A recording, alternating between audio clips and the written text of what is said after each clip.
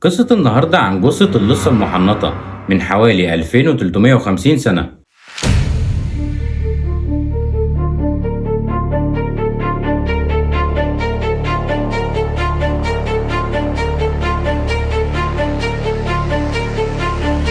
الجثة دي تم اكتشافها في واحد من مناجم الفحم في الدنمارك سنة 1950، وترجع الجثة دي للقرن الرابع قبل الميلاد، أو زي ما بيتقال عليه العصر الحديدي في أوروبا. واللي بيميز المومياء دي عن غيرها إن وشها فعلا غريب شوية، كل اللي شافها كان بيفتكر إن هي متوفية من قريب. وهحكي لكم قصتها دلوقتي. في سنة 1950 في مدينة تولاند الدنماركية كان في الوقت ده اتنين اخوات بيستخرجوا الفحم من المناجم، وهنا وهم بيحفروا ظهر ليهم من بين طبقات الفحم وش انسان، وهنا افتكروا ان دي جثة شخص حد رماها هنا. على طول بسرعة الاتنين ما تأخروش واتصلوا بالشرطة، وهنا فعلا الشرطة وصلت للمكان اللي هم فيه بسرعة، وبدأوا هنا يكملوا حفر، وطبعا معاهم الشرطة علشان يحاولوا يطلعوا الجسم كامل. وكانت الجثة هنا مدفونة على عمق 50 متر، والجثة دي كانت واخدة وضع القرفصة كده زي ما انتم شايفين، وكان عليها طبقة غريبة جدا كده من العفن. ولما طلعوا الجثة دي لقوها لابسة حاجة جلد كده على راسها، وغير كده كمان الموميا دي ما كانتش لابسة أي هدوم، وكمان زي ما انتم شايفين شعرها قصير جدا، ودقنها هنا كمان ما فيهاش غير شويه شعر بسيط، وكان في حبل من الجلد ملفوف كويس جدا على رقبه الجثه. طبعا هنا الشرطه اخدت الجثه دي ومشيت، وهنا بقى جه دور العلماء اللي طبعا اخدوا عينات من الشعر، وكانت حرفيا هنا الصدمه من اللي هم اكتشفوه. اكتشفوا ان الجثه دي ترجع لسنه 350 قبل الميلاد تقريبا، وغير كده كمان قالوا ان التربه دي وقله الاكسجين فيها ساعدت بشكل كبير على تحنيط الجثه بشكل طبيعي جدا. يسكتوا هنا كمان العلماء؟ لا طبعا، دول كمان عملوا تحليل بواسطة أشعة إكس، وظهر في الأشعة إن الجمجمة سليمة وكمان حالتها كويسة، وكمان باقي الأعضاء سليمة حتى القلب والرئة. وهنا العلماء شخصوا الجثة دي على إنها الراجل في حوالي سن ال40 كده. ليه بقى قالوا كده؟ علشان لاحظوا وجود أسنان العقل في بقه. وهنا كمان عملوا تحليل للمعدة،